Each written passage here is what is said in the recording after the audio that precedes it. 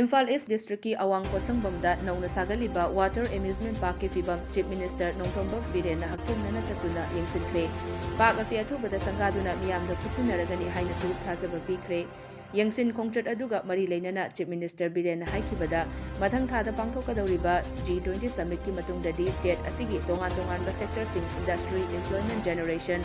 health education amasung tourism sector singda chauna senthang thadarakani haibagi thazaba lei. G20 da yauriba laibak sing asi malemgi economy chada 63 lairiba laibak singi hairaduna laibak sing asi ki mifamda state asina yungbu oiba phangba haibasi laibuk phabani haiki. State asi ki revenue ki matangda Chief Minister na makata na hai GST lakpadagi state ki revenue asi haujekti mamangdagi saruk ani hengatpa ngamle. Haujek laingak asina revenue ki matangda akhanaba miteng thambiba asi Indian Made Foreign Liquor IMFL yonbagi matang asini haiki. Chandel District ki manung janba Indo-Myanmar border gi Faisi village da tha asigi tara tarukdagi popi yanba chatkiba aduda yaukhiba VDF personnel ama mafam khangdana mangkhibadagi ngasi fauba thiba phangdana leiriba asida laingakna ahenba mityeng changbiduna hena kanna thibinaba loinabi amadi apokpi mamana laingakki pukning chingsilakli. Mapam khangdana mangkhraba VDF personnel Thopal Okramdagi Ningombam Premananda Chahi Kuntra Taret apokpa dina VDF number 706 asi hauzik Thopal District Police ki makhada Chingkham post ta posting tabani. Mahaki class 10 tamlibi machanupi amaga class 2 tamliba machanupa amaga leiri. Premanandagi loinabi Ningombam Ongbi Romita amadi apokpi mama memchana paumi singda makhatana hai Premananda asi tha asigi tang tara tarukdagi popi yanbagi chatkibani. Pausu fauna kidre adubu mahak thiba phangdre mangkhre haina police tagi tha asi kunmathoida yumda pau pirakibani haujiksu police na yamna kanna thibiri adubu amukka hena khara kanna thibiduna phangnaba hotnabiyu mahakna imung pujabani imungi mi amata chafam thakpam khangnadre haiki. VDF Premanandagi apokpi mamana hai mahaki apokpasu BP stroke togduna yamna phibam chadana leiribani imung manungi mi amata Chafam thakpam khangnadre imungi fibam amadi minungsi yengbiduna mahakpu tekta kaidana yumda amuk halanbirau hainasu laingaki mari leinaba singi pukning chingsilakli. Paw asina hai tha asigi kungi numidang faubadi mayam punna chak chaba fauba yauramki adugi matungdagidi mahak uraktabadagi thinaba haurakibani. Mangkriba personnel asibu thinaba mafamaduda Thaubalgi additional SP Operation Okramcha Wangkhombana Lujingba team amasu changsilaktuna haujiksu yamna kanna thibagi thabak chathari hairi. Mangkraba VDF personnel asigi mobile phone su hanadi ring chatlami haujikti switch off laikre hairi. Tha asigi tara taruktagi kunmathoi fauba chathagadaba popi yanthatpagi drive aduda saruk yarunaba Thaubal police personnel humdragi list ama Thaubal SP Jogeschandra Haubizamna tha asigi tara mangada order thokpada mangkriba N Premananda asisu yaurakpani. Makhoi punna tha asigi tara tarukki ayukta Chakpikarong police station da report tawraba matung drive adu chathakibani hairi.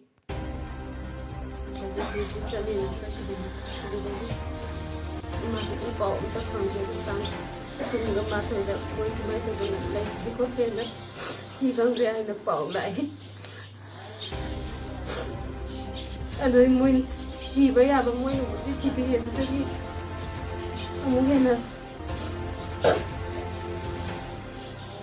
Os kita tajan didan tawaya muna bi babazu di sto to ne man udah bener ini sekali lagi dia jam kan di dalam jam tawaya muna di aduh apa Samsung organisasi yang pernah bekerja hasil cabut juga, berarti penumpang di ada Manipur lengakna Manipur Conservation of Paddy Land and Wetland Act 2014 semduna state asigi lawfam sing kannaba akan bathabak paikhatlingaida Thaubal district ke Hero Kendra gi manung channa leiriba Kakmayai Ningel Phanjakhong Chandrakhong Leirongthel Malom amasung Leirongthel Pitragi akoibada lawfam kaya kansinduna factory amadi industry leptana sajile hiramasida Manipur gi chief minister na bidyang changbiduna lawfam kanbiyu haina Jingoi Lamlel Kanbalup CLKL Kakmayaina chief minister gi pukning chingsilakli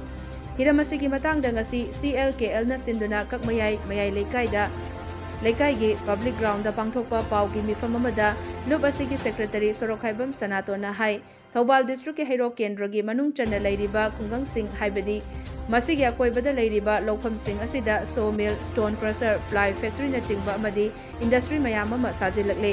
ꯃꯁꯤ ꯃꯇꯝ ꯆꯥꯔꯤꯉꯩꯗ ꯊꯤꯡꯕꯤꯌꯨ ꯍꯥꯏꯅꯁꯨ ꯂꯨꯞ ꯑꯁꯤꯅ ꯍꯧꯈꯤꯕ ꯀꯨꯝꯖꯥ 2012ꯒꯤ November 11ꯗ deputy commissioner ꯊꯧꯕꯥꯜꯗ ꯑꯏꯕ ꯆꯦꯔꯣꯜ ꯄꯤꯗꯨꯅ ꯍꯥꯏꯖꯈꯤꯕꯁꯨ ꯂꯩꯈ꯭ꯔꯦ꯫ ꯑꯗꯨꯕꯨ ꯍꯧꯖꯤꯛ ꯐꯥꯎꯕ ꯒꯚꯔꯟꯃꯦꯟꯠꯀꯤ ꯃꯥꯏꯀꯩꯗꯒꯤ ꯀꯔꯤꯒꯨꯝꯕ ꯈꯣꯡꯊꯥꯡ ꯑꯃꯠꯇ ꯂꯧꯈꯠꯂꯛꯄ ꯎꯗ꯭ꯔꯤ꯫ ꯍꯧꯖꯤꯛꯇꯤ ꯍꯥꯏꯔꯤꯕ ꯈꯨꯡꯒꯪꯁꯤꯡ ꯑꯁꯤꯒꯤ ꯑꯀꯣꯏꯕꯗ ꯂꯩꯔꯤꯕ ꯂꯧꯐꯝꯁꯤꯡꯗ ꯐꯦꯛꯇꯔꯤ 10ꯒꯤ ꯃꯊꯛꯇ ꯂꯧꯐꯝꯁꯤꯡꯗ ꯁꯥꯖꯤꯟꯗꯨꯅ ꯆꯂꯥꯏꯕ ꯍꯧꯈ꯭ꯔꯦ꯫ ꯍꯧꯖꯤꯛꯁꯨ ꯀꯛꯃꯌꯥꯏ ꯍꯥꯏꯔꯤꯕ ꯈꯨꯟ ꯑꯁꯤꯒꯤ ꯑꯀꯣꯏꯕꯗ ꯂꯩꯔꯤꯕ ꯂꯧꯐꯝꯁꯤꯡꯗ ꯅꯧꯅ ꯇꯥꯏꯜꯁ ꯑꯃꯗꯤ ꯑꯣꯇꯣꯀ꯭ꯂꯦꯚ ꯑꯦꯔꯦꯇꯦꯗ ꯀꯟꯀ꯭ꯔꯤꯠ AAC ꯕ꯭ꯂꯣꯛꯀꯤ ꯐꯦꯛꯇꯔꯤ ꯑꯃ ꯁꯥꯅꯕ ꯃꯄꯣꯠ ꯃꯆꯩ ꯄꯩꯕ ꯍꯧꯖꯤꯜꯂꯛꯂꯦ ꯍꯥꯏꯈꯤ꯫ ꯍꯤꯔꯝ ꯑꯁꯤꯗ ꯃꯅꯤꯄꯨꯔ ꯂꯩꯉꯥꯛꯀꯤ ꯂꯨꯆꯤꯡꯕ ꯑꯣꯏꯕꯤꯔꯤꯕ ꯆꯤꯐ ꯃꯤꯅꯤꯁꯇꯔꯅ ꯃꯤꯠꯌꯦꯡ ꯆꯪꯕꯤꯗꯨꯅ ꯂꯧꯐꯝꯁꯤꯡ ꯑꯁꯤ ꯀꯟꯅꯕ ꯍꯣꯠꯅꯕꯤꯌꯨ꯫ ꯀꯔꯤꯒꯨꯝꯕ ꯃꯤꯌꯥꯝꯅ ꯍꯥꯏꯖꯔꯤꯕ ꯑꯁꯤ ꯇꯥꯕꯤꯗ꯭ꯔꯕꯗꯤ ꯁ꯭ꯇꯦꯠ ꯑꯁꯤꯗ ꯂꯩꯔꯤꯕ ꯁꯤꯚꯤꯜ ꯁꯣꯁꯥꯏꯇꯤ ꯑꯣꯔꯒꯅꯥꯏꯖꯦꯁꯟꯁꯤꯡꯒꯤ ꯃꯇꯦꯡꯒ ꯂꯣꯏꯅꯅ ꯈꯣꯡꯖꯪ ꯆꯪꯁꯤꯜꯂꯒꯅꯤ ꯍꯥꯏꯅ ꯃꯍꯥꯛꯅ ꯃꯈꯥ ꯇꯥꯅ ꯂꯩꯉꯥꯛꯀꯤ ꯄꯨꯛꯅꯤꯡ ꯆꯤꯡꯁꯤꯜꯂꯛꯂꯤ꯫ ꯒꯚꯔꯟꯃꯦꯟꯠꯅꯁꯨ ꯑꯦꯛ ꯑꯣꯏꯅ ꯄꯥꯁ ꯇꯧꯗꯨꯅ ꯂꯩꯔꯕ ꯗꯤ Manipuri conservation of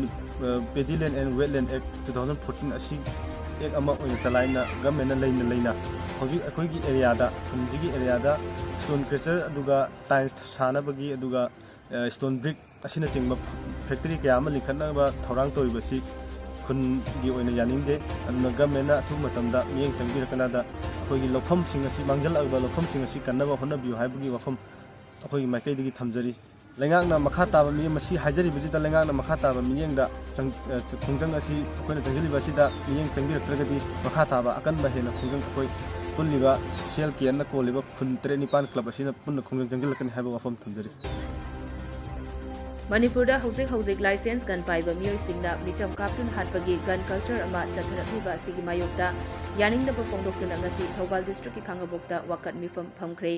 Khangabok development and student union ꯀꯗꯥꯁꯨ, youth action committee on protection of indigenous people YACPIP, ꯈꯥꯡꯉꯕꯣꯛ ꯑꯃꯁꯨꯡ ꯔꯦꯄꯤꯗ ꯑꯦꯛꯁꯟ ꯀꯃꯤꯇꯤ ꯈꯥꯡꯉꯕꯣꯛꯅ ꯄꯨꯟꯅ ꯁꯤꯟꯗꯨꯅ ꯄꯥꯡꯊꯣꯛꯄ ꯋꯥꯀꯠ ꯃꯤꯐꯝ ꯑꯗꯨꯗ ꯁꯔꯨꯛ ꯌꯥꯈꯤꯕ ꯀꯗꯥꯁꯨꯒꯤ ꯃꯦꯝꯕꯔ ꯃꯣꯏꯔꯥꯡꯊꯦꯝ ꯕꯤꯗ꯭ꯌꯥꯁꯣꯔꯅ ꯐꯣꯡꯗꯣꯔꯛꯄꯗ ꯉꯁꯤꯃꯛ ꯏꯔꯝꯗꯝ ꯃꯅꯤꯄꯨꯔ ꯑꯁꯤꯗ ꯍꯧꯖꯤꯛ ꯀꯟꯅ ꯆꯠꯊꯔꯤꯕ ꯒꯟ ꯀꯜꯆꯔ ꯑꯁꯤ ꯀꯗꯥꯁꯨ, ꯈꯥꯡꯉꯕꯣꯛ YACPIP ꯑꯃꯁꯨꯡ REDꯅ ꯀꯟꯅ ꯌꯥꯅꯤꯡꯗꯦ꯫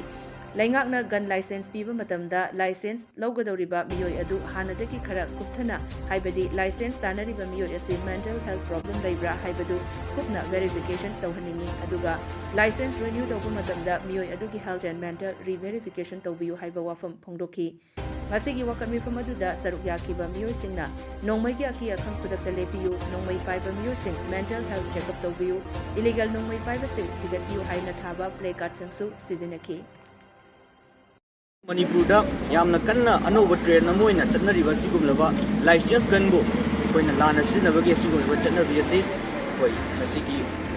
ꯁꯤꯖꯟ ꯄ꯭ꯔꯣꯁꯦꯁ ꯑꯁꯤꯗ ꯌꯥꯝꯅ ꯀꯟꯅ ꯀꯟꯗꯦꯝ ꯇꯧꯏ ꯑꯃꯗꯤ ꯍꯥꯏꯔꯤꯕ ꯑꯁꯤꯒꯨꯝꯂꯕ ꯁꯤꯖꯟ ꯄ꯭ꯔꯣꯁꯦꯁ ꯑꯁꯤꯗ ꯑꯩꯈꯣꯏꯅ ꯊꯝꯖꯅꯤꯡꯕ ꯋꯥꯐꯝ ꯈꯔꯗꯪ ꯐꯣꯡꯗꯣꯛꯆꯒꯦ꯫ ꯑꯍꯥꯟꯕꯗ ꯍꯧꯖꯤꯛꯃꯛ ꯑꯩꯈꯣꯏꯅ ꯂꯥꯏꯁꯦꯟꯁ ꯒꯟ ꯑꯁꯤ ꯄꯤꯕ ꯃꯇꯝꯗ ꯌꯥꯝꯅ ꯑꯔꯥꯏꯕ ꯄꯥꯝꯕꯩ ꯑꯃꯗ ꯌꯥꯝꯅ ꯄ꯭ꯔꯣꯁꯦꯁꯁꯦ ꯑꯩꯈꯣꯏꯅ ꯌꯥꯝꯅ ꯂꯥꯏꯅ ꯄꯤꯊꯣꯛꯄꯒꯤ ꯃꯑꯣꯡ ꯑꯃ ꯇꯧꯔꯤꯕꯁꯤꯗ ꯃꯁꯤ ꯒꯚꯔꯟꯃꯦꯟꯠꯅ ꯌꯥꯝꯅ ꯁ꯭ꯇꯔꯤꯛꯂꯤ ꯂꯥꯏꯁꯦꯟꯁ ꯒꯟ ꯑꯁꯦ ꯄꯤꯕ ꯃꯇꯝꯗ ꯀꯝꯗꯧꯅ ꯀꯔꯝꯕ ꯃꯤꯑꯣꯏꯗ ꯄꯤꯒꯗꯒꯦ ꯑꯃꯗꯤ ꯃꯈꯣꯏ ꯑꯁꯤ ꯃꯈꯣꯏꯒꯤ ꯃꯦꯟꯇꯦꯜ ꯍꯦꯜꯊꯁꯤ ꯀꯌꯥꯝ ꯌꯥꯝꯅ ꯃꯦꯟꯇꯦꯜ ꯍꯦꯜꯊ ꯁ꯭ꯇꯦꯕꯜ ꯑꯣꯏꯔꯕꯒꯦ ꯍꯥꯏꯕꯅꯆꯤꯡꯕ ꯃꯌꯥꯝ ꯑꯁꯤ ꯀꯨꯞꯅ ꯌꯦꯡꯁꯤꯟꯕꯤꯔꯕ ꯃꯇꯝꯗ ꯌꯦꯡꯁꯤꯟꯕꯤꯔꯀꯥꯟꯗ ꯑꯩꯈꯣꯏꯅ ꯂꯥꯏꯁꯦꯟꯁ ꯒꯟ ꯑꯁꯤ ꯄꯤꯕꯤꯅꯕꯁꯨ ꯑꯩꯈꯣꯏ ꯒꯚꯔꯟꯃꯦꯟꯠꯗ ꯑꯩꯈꯣꯏ ꯄꯨꯛꯅꯤꯡ ꯆꯤꯡꯁꯤꯟꯖꯔꯤ꯫ ꯃꯅꯤꯄꯨꯔ ꯂꯩꯉꯥꯛꯅ ꯌꯨ ꯂꯦꯒꯦꯂꯥꯏꯖ ꯇꯧꯕꯒꯤ ꯈꯣꯡꯊꯥꯡ ꯑꯁꯤꯕꯨ ꯍꯟꯗꯣꯛꯄꯤꯗꯨꯅ ꯑꯩꯈꯣꯏꯒꯤ ꯈꯨꯟꯅꯥꯏ ꯑꯁꯤ ꯀꯜꯍꯧꯅꯕ ꯂꯝꯕꯦꯜꯗ ꯆꯪꯁꯤꯟꯅꯕ ꯍꯣꯠꯅꯃꯤꯟꯅꯁꯤ꯫ ꯃꯤꯌꯥꯝꯅꯁꯨ ꯑꯃꯠꯇ ꯑꯣꯏꯅ ꯂꯦꯞꯃꯤꯟꯅꯗꯨꯅ ꯅꯤꯁꯥꯗꯒꯤ ꯑꯉꯥꯡꯁꯤꯡ, ꯅꯍꯥꯁꯤꯡꯕꯨ ꯀꯟꯃꯤꯟꯅꯁꯤ ꯍꯥꯏꯅ ꯀꯗꯥ ꯖꯤꯔꯤꯕꯥꯝ ꯗꯤꯁꯇ꯭ꯔꯤꯛ ꯀꯃꯤꯇꯤꯒꯤ ꯄ꯭ꯔꯁꯤꯗꯦꯟꯠ Y ꯁꯨꯃꯇꯤ ꯗꯦꯕꯤꯅ ꯐꯣꯡꯗꯣꯛꯈ꯭ꯔꯦ꯫ ꯋꯥꯐꯝ ꯑꯁꯤ ꯉꯁꯤ ꯖꯤꯔꯤꯕꯥꯝꯒꯤ ꯕꯥꯒꯨꯄꯥꯔꯥꯗ ꯂꯩꯕ ꯀꯣꯑꯣꯂꯤꯁꯟ ꯑꯦꯒꯦꯟꯁꯠ ꯗ꯭ꯔꯒ ꯑꯦꯟড ꯑꯜꯀꯣꯍꯣꯜ ꯀꯗꯥ ꯖꯤꯔꯤꯕꯥꯝ ꯗꯤꯁꯇ꯭ꯔꯤꯛ ꯀꯃꯤꯇꯤꯒꯤ ꯑꯣꯐꯤꯁꯇ ꯄꯥꯡꯊꯣꯛꯈꯤꯕ ꯀꯗꯥ ꯑꯃꯗꯤ ꯃꯤꯌꯥꯝꯒꯤ ꯑꯣꯏꯕ ꯃꯤꯐꯝꯗ ꯁꯔꯨꯛ ꯌꯥꯔꯗꯨꯅ ꯀꯗꯥ ꯖꯤꯔꯤꯕꯥꯝꯒꯤ ꯄ꯭ꯔꯁꯤꯗꯦꯟꯠ Y ꯁꯨꯃꯇꯤꯗ ꯍꯥꯏꯈꯤꯕꯅꯤ꯫ ꯃꯍꯥꯛꯅ ꯃꯈꯥ ꯇꯥꯅ ꯍꯥꯏ ꯖꯤꯔꯤꯕꯥꯝ ꯗꯤꯁꯇ꯭ꯔꯤꯛꯇ ꯅꯣꯡꯃꯒꯤ ꯅꯤꯁꯥ ꯆꯥꯕ ꯍꯦꯟꯒꯠꯂꯛꯄ ꯑꯁꯤꯅ ꯍꯧꯒꯠꯂꯛꯂꯤꯕ ꯅꯍꯥꯁꯤꯡꯅ ꯅꯣꯡꯃꯒꯤ ꯃꯥꯡꯁꯤꯜꯂꯛꯄꯒꯤ ꯂꯝꯕꯤ ꯑꯃꯗ ꯆꯠꯂꯤꯕ ꯑꯁꯤ ꯑꯩꯈꯣꯏꯅ ꯀꯔꯝꯅ ꯊꯤꯡꯒꯗꯒꯦ ꯑꯃꯗꯤ ꯃꯅꯤꯄꯨꯔ ꯂꯩꯉꯥꯛꯅ ꯌꯨ ꯌꯣꯟꯕꯗ ꯑꯌꯥꯕ ꯄꯤꯔꯛꯄꯗꯒꯤ ꯌꯨ ꯌꯣꯟꯕ ꯑꯃꯗꯤ ꯌꯨ ꯊꯛꯄ ꯍꯦꯜꯂꯛꯇꯨꯅ मांगनब लंबेलदा चंगसिलक्लिबा ओइना थोकले चंगसिलक्लिबा लंबेल असिदगी मतौ करमना नहासिंग कलहोगदगे हाइबगी मरमदा अइखोइ इमा मयाम पुन्ना लेमिनबा मतम you're हाइखि ngasi gi mifam aduda kada jiribam district committee gi vice president paunam arun Kada Jiribam District Committee ge Advisor S Lal Mung amadi Kada gi maruiba thaukoba member singsu saruk yaki. Manipur Naida aduga especially akhoi Jiribam da nongma nongmagi nisa hengalaiba aduga hi thakpa ko jaba adugagi akhoi WY kaina makhan gi oiba nisa mayam sidinarapase hawjiki naharon sidina chawkhalakpa si tungoyna thamaga yena mangsalakgi adugumba lambena mada changsilakpache masi aikoina karam haina thingdagi haibagi maramda aduga amu government amu support tawchinbirakpa deregulation tawbirakpache asina jungjonba misingda aduga thaiba misingda hena makoida interest piraga hena mangnabagi maram oiribase asigi maramda aikoi meeting se koi kaujabani